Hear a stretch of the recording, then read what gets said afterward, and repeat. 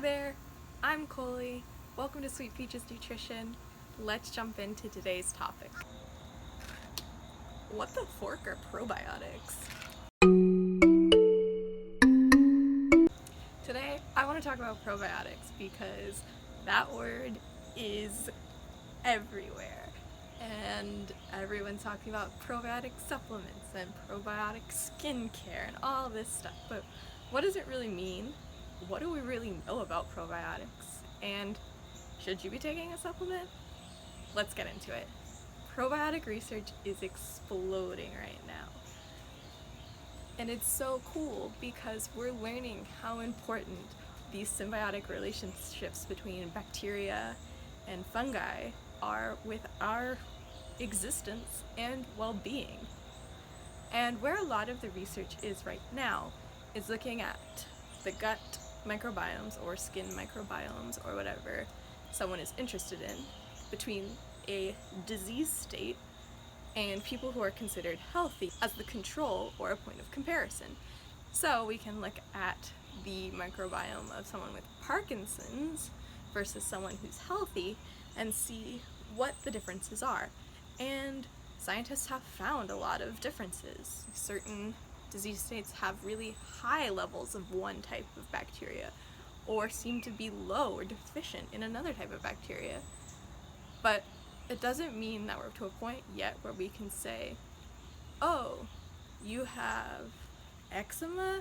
Take this specific probiotic cocktail and your disease will get better. And that's because we don't really understand yet if the disease state causes the microbiome to change and that causes the disease to worsen in some way, or if you're born or have a change in your microbiome and then that causes the disease to develop, or if it's just a side effect of the disease that really has nothing to do with how you feel or how you got the disease. So I'm really excited to see where this research goes in the future, but there's still a lot about probiotics we don't know, but that hasn't stopped people from capitalizing on it. So let's break down some of the terminology that we see around probiotics. Probiotic. What does it mean? It's a living organism that has some sort of health benefit to us, which is really broad, but also we don't fully understand what probiotics are yet. Have you heard of the term prebiotic? Prebiotics are fibers that feed our gut bugs. So prebiotics feed probiotics. And there's one more for you, postbiotics. You might be able to figure out what this means. We have the prebiotics that feed the probiotics and they make postbiotics. That's what we call the metabolites or the things that the gut bugs make for us. An example is vitamin K, or short-chain fatty acids, which is the main fuel for our intestinal cells. So I'm about to blow your mind. Probiotics don't have to be alive, and they don't actually colonize your intestine. They just interact with the other gut bugs and our immune system and possibly make beneficial changes. So an analogy I heard before was that a good Samaritan coming through a town who maybe donates a little money and picks up some trash and does some things for the community that will overall make the community better, even if they don't move into the community. And that's kind of what happens with probiotics.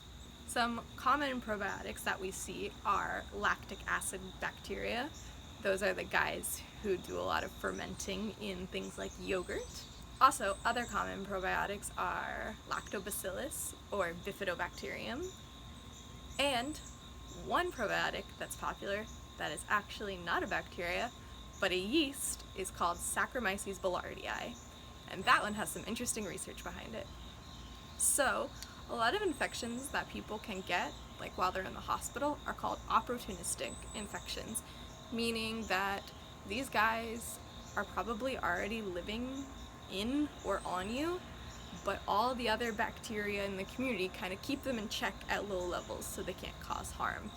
One example of this is called Clostridium difficile, or C. diff for short. It lives in us, it doesn't cause much problems for healthy people. But people in the hospital who are on serious antibiotics can have their gut microbiome depleted, but C. diff usually isn't affected.